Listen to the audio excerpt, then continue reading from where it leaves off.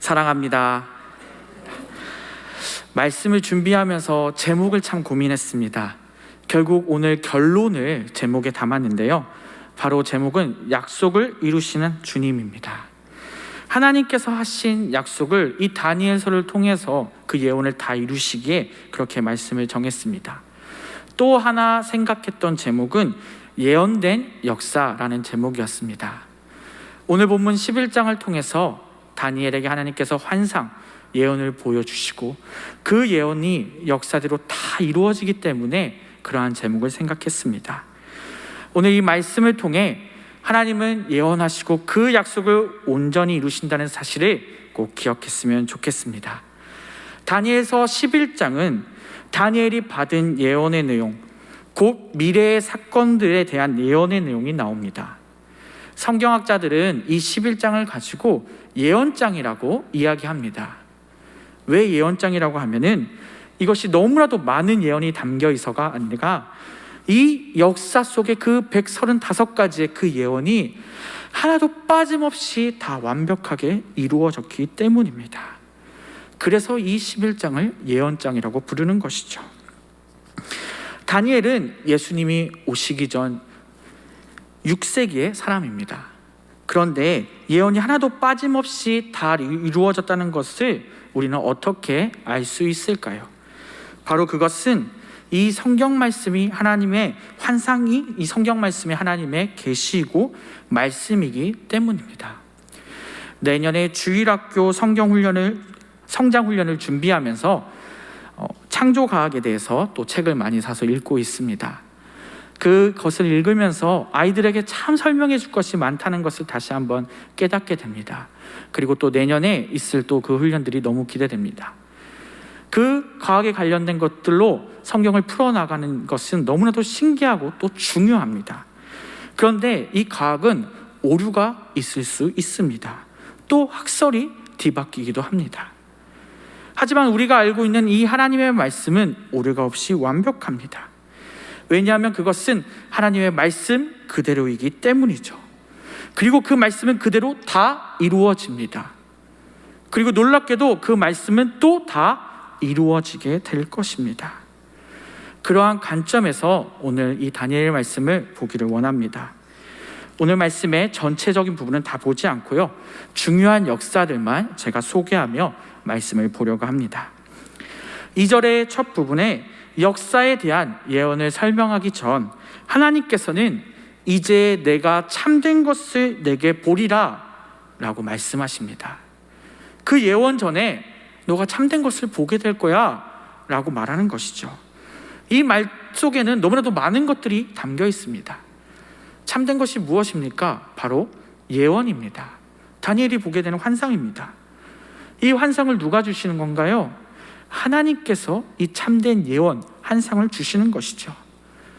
그렇다면 이것은 무엇입니까? 바로 확고한 진리이자 확실한 말씀이 되는 것이죠. 지금부터 너에게 하나님의 일, 나의 뜻을 보여줄 거야 라고 말씀하시는 겁니다. 그 말씀이 무엇입니까? 하나님의 백성을 구원하고 하나님의 백성을 대적하는 자를 내가 무찌르겠다, 책임지겠다 라고 말씀하신다는 거죠. 뒤에 전쟁들의 이야기가 나오고요, 또 예수 그리스도의 십자가 사건까지 모든 역사를 자세히 환상을 통해 설명하고 있습니다.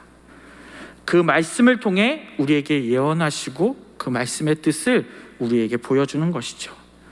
그리고 그 말씀은 한치의 오차도 없이 이루어지게 됩니다. 이것을 바로 우리에게 보여주시는 것입니다. 그렇다면 그 역사는 무엇일까요? 먼저 1절, 2절의 내용은 메대와 바사의 이야기입니다. 메대와 바사는 바벨론을 멸망시킨 나라입니다. 하나님께서 다리오 왕을 통해서 바벨론 왕을 멸망시킵니다. 그리고 이 나라를 세우실 때 이 바사의 네 번째 왕, 페르시아의 네 번째 왕에 대해서 오늘 말하고 있습니다. 이 왕은 우리가 잘 알고 있는 아하수에로 왕입니다. 이 아하수에로 왕은 영화 300에 등장합니다. 네, 보신 분도 있으시겠지만 아주 전쟁씬이 화려한 그런 영화입니다. 그 영화의 내용 중에 그 아하수에로 왕이 그리스 군대에게 속게 되어서 결국 그리스 군대가 아수르를 속여서 그 그리스 군대가 승리하는 내용을 담고 있습니다. 그리고 그 전쟁에 패한 이 왕이 나라에 돌아오게 되어서 왕비를 간택하게 됩니다. 그 왕비 역시 또한 우리가 잘 알고 있는 바로 에스더입니다. 에스더에 대한 역사는 우리가 다니엘서를 몰라도 잘 알고 있습니다. 그 에스더를 통해서 하나님께서 놀라운 일을 이루십니다. 바로 이스라엘 백성들을 구원시키는 일을 하게 되는 것이죠. 원래 페르시아의 왕비가 되는 조건은 그 페르시아 나라의 7개의 가문 중에 유력한 딸을 고르는 것이 바로 그 페르시아 왕의 부인이 되는 조건이었습니다. 그런데 놀랍게도 가장 이쁜 사람, 바로 에스더를 맞이하게 되는 것이죠. 역사상 말도 안 되는 일이 이루어진 것이고 바로 이것은 하나님께서 하신 일입니다. 물론 그 후에도 아수르의 왕의 시대는 오래 가지 못하고 3절에 보게 되면 헬라 제국 왕 안에 강한 왕이 또 일어난다고 합니다. 이 왕 역시 우리가 너무 잘 알고 있습니다. 바로 알렉산더 왕도 아닙니다. 대왕이라고 불리는 그 알렉산더 대왕이 나타나는 것이죠. 그 알렉산더 대왕은 그리스, 페르시아, 인도 넓은 땅을 가장 빠른 시간 안에 그 넓은 땅을 정복해 나갑니다. 바사 역시 알렉산더 왕에 의해서 망하게 되는 것이죠. 그 알렉산더 왕은 빠르게 그 땅들을 다 정복해 나가지만 34살이라는 빠른 나이에, 젊은 나이에 사망하게 됩니다. 그 알렉산더 왕이 죽게 되고 4개의 제국으로 헬라는 뿔뿔이 흩어지게 되는 것이죠. 4절이 바로 그것에 대한 오늘 예언입니다. 이 예언의 말씀처럼 헬라 제국은 분열되었습니다. 알렉산더 대왕은 우리가 다 알고 있다시피 너무나도 힘이 세고 엄청난 그 말도 안 되는 시간에 나라들을 정복한 왕입니다. 그런데 그런 왕조차도 자기 뜻대로 모든 것이 되지 않았고 자기의 혈통으로 나라가 이어지지도 못하게 됩니다. 결국 모든 역사와 순간을 하나님께서 이루시고 이끌어 나가신다는 것을 이 예언과 말씀을 통해 우리는 알 수 있게 되는 것이죠. 여기서 저에게 질문을 하나 던지게 되었습니다. 나는 정말 내 미래를 하나님께 내 인생을 드리고 있는가? 혹시 드리지 못하고 있는 건 아닌가? 우리 인생의 모든 역사의 주관자가 하나님이라는 사실을 우리는 알고 있는데 우리는 하나님께 드리지 못할 때가 너무 많습니다. 우리의 인생의 모든 역사의 주관자가 하나님이라는 사실을 다시 한번 기억하시고 내 인생을 하나님께 맡겨드리는 우리가 되었으면 좋겠습니다. 그러한 때에 이 다니엘서의 핵심이죠. 바로 하나님께서 지혜 주시고 하나님의 뜻을 우리가 이루어갈 수 있게 되는 것입니다. 우리가 온전히 하나님을 믿고 섬겼을 때 하나님의 뜻, 지혜를 우리가 실천해 나갈 수 있게 된다는 사실이죠. 왜냐하면 그를 따르는 자에게 참된 것을 보여주시는 하나님이시기 때문입니다. 뒤에 5절부터 19절까지는 이집트와 시리아의 전쟁에 대해서 이야기 나옵니다. 이집트의 왕은 남방왕이라 표현하고요, 시리아의 왕은 북방왕이라고 나옵니다. 이 두 나라 간에 계속해서 전쟁이 있을 거라고 말합니다.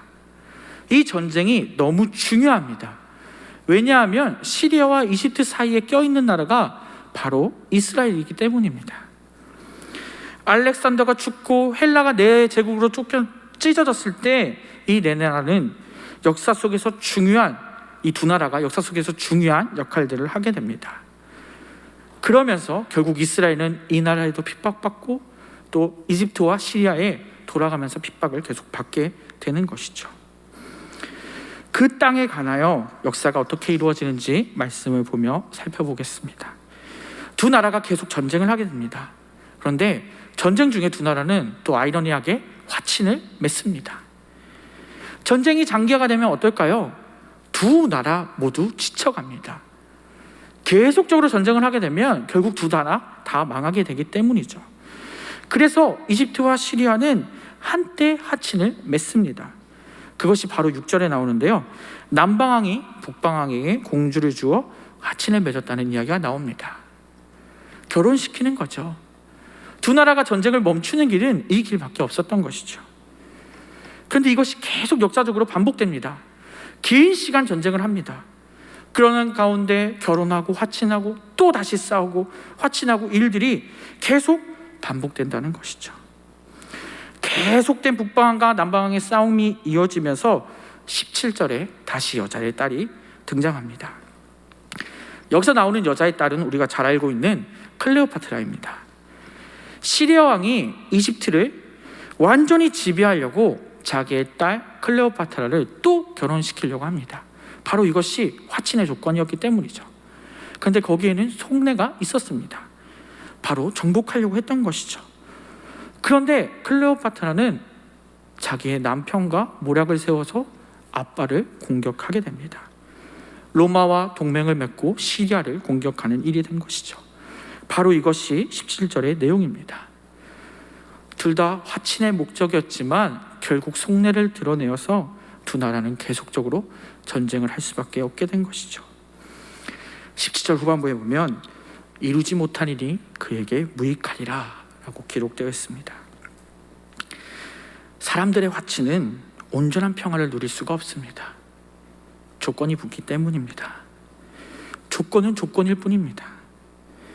사람끼리 한 약속들은 조건을 걸고 한 것은 그것에 대한 만족감이 떨어지거나 또 자기가 얻는 이익이 잃어버렸을 때 다시 싸울 수밖에 없게 되는 것이죠.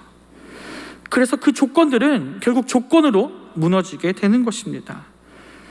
정치라는 것은 살면서 너무 필요합니다. 우리가 삶을 살아가는데 정치는 없어서는 안 됩니다. 정치가 잘 이루어야 돼야죠. 하지만 그 정치의 결과를 얻어내기 위해서 우리는 끝없이 협상을 해나갑니다. 이럴 때 우리는 서로의 실리를 어떻게든 챙기려고 그 협상들을 진행해 나갑니다. 그리고 서로의 이득을 얻었을 때 그 조건은 합의가 되어지고 정치가 이루어지죠. 그런데 이것은 사람의 협상이기 때문에 결국 깨질 수 있게 되는 것입니다. 그렇다면 우리는 무엇을 도대체 추구해야 될까요? 우리의 삶을 이끌어갈 때 필요한 것은 무엇인가요? 전쟁이 아닙니다. 협상이 아닙니다. 우리는 그러한 조건들을 따져서는 안 됩니다. 우리 안에서는 평화와 희생이 있어야 합니다. 평화와 희생이 있지 않고서는 우리는 이 문제를 해결할 수 없습니다. 너무 뜬구름 잡는 이야기인가요? 혹시 반대로 우리가 세상에 너무 찌들어 있는 것 아닐까요? 평화는 어떻게 얻을 수 있을까요?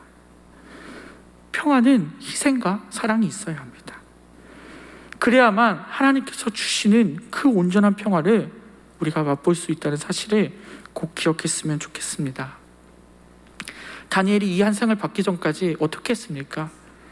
21일 동안 영적 전쟁했다고 했습니다. 우리의 인생에 고난과 힘듦이 분명 있습니다. 우리는 그것을 인내하며 하나님 앞에서 온전히 싸우고 있습니까? 우리는 세상의 유혹과 그 환경에서 어떻게 견디고 있습니까?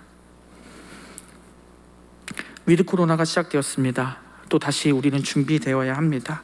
다시 예배의 자리에, 기도의 자리에, 전도의 자리에 나아가야 합니다. 그런데 부끄럽고 심지어 낯설기까지 한 것 같습니다. 그럼에도 우리는 그 자리에 더 나아가야 합니다. 말도 안 되는 그 환경의 변화 속에서 우리는 예배의 자리, 기도의 자리, 전도의 자리를 사수해야 한다는 것이죠. 우리 역사는 우리는 역시 그것을 잘 알고 있습니다. 그렇게 더욱 힘써서 우리는 영적 전쟁에서 승리해야 한다는 것입니다. 왜냐하면 이 모든 순간, 이 모든 것을 주님께서 이끄시기 때문입니다. 18절에 결국 클레오파트라가 아버지를 배신하면서 시리아는 무너지게 되고 강자로 부상한 로마가 타협하여 결국 동맹을 맺고 결국 우리가 아는 대로 로마가 등장하게 됩니다. 이전 9장의 환상처럼 바벨론, 바사, 헬라, 로마의 순서대로 통치가 이루어지게 되는 것이죠. 하나님의 말씀이 더욱더 구체적으로 완벽하게 이루어지는 것이죠. 주님의 역사는 이것을 너무나 잘 설명하고 있습니다. 11장을 계속 묵상하면서 인간의 역사를 볼 때 6절 후반부의 말씀이 저에게 너무나도 찔림이 됩니다. 6절 후반부에 그때 도와주던 자가 다 버림을 당하리라. 역사는 이것을 말하는 것 같습니다. 인간은 스스로 평화를 만들어낼 수가 없습니다. 사람은 영원히 신뢰할 수 없습니다. 그렇기에 더욱 우리가 믿어야 할 분이 바로 하나님이시고 예수 그리스도라는 사실을 우리가 알 수 있게 되는 것입니다. 오늘 본문은 신구약 중간기 시대의 말씀입니다. 역사입니다. 이후에 예수 그리스도가 등장하셔서 모든 예언의 약속을 이루시고 성취하십니다. 오직 하나님만이 평화를 이끌어간다는 사실을 우리가 기억하기 바랍니다. 마태복음 10장 29절 후반부에 너희 아버지께서 허락하지 아니하시면 그 하나도 땅에 떨어지지 아니하리라 라고 예수님이 말씀하십니다. 세상의 모든 일은 하나님의 주권으로 이루어진다는 사실을 기억해야 합니다. 우리의 삶에 어려움과 힘듦이 있을지라도 그것을 생명으로 이끌어 나가시는 분이 주님 예수 그리스도라는 사실을 꼭 기억하시기 바랍니다. 그분께서 우리의 모든 일을 계획하시고 이끄신다는 사실을 기억하기 바랍니다. 말씀을 맺겠습니다. 죽을 것 같지 않았던 그 알렉산더 대왕도, 메데와 바사도, 시리아와 이집트도, 로마도 결국 하나님의 역사 가운데 사라지게 됩니다. 영원한 것은 오직 하나님 한 분이라는 사실을 다시 한번 깨닫기 원합니다. 우리의 삶이 힘들고 어려울지라도, 코로나 가운데 너무 고생했고 너무 어렵지만 또 우리에게 다시 한번 또 길이 주어졌습니다. 이때 다시 우리가 회복되어서 정말 하나님의 은혜 가운데 이 모든 것들을 해나갈 수 있게 도와주시옵소서. 이 어려움 가운데 이 영적戦争에서 승리하며 하나님 안에서 평화하고 위로받는 우리가 되었으면 좋겠습니다.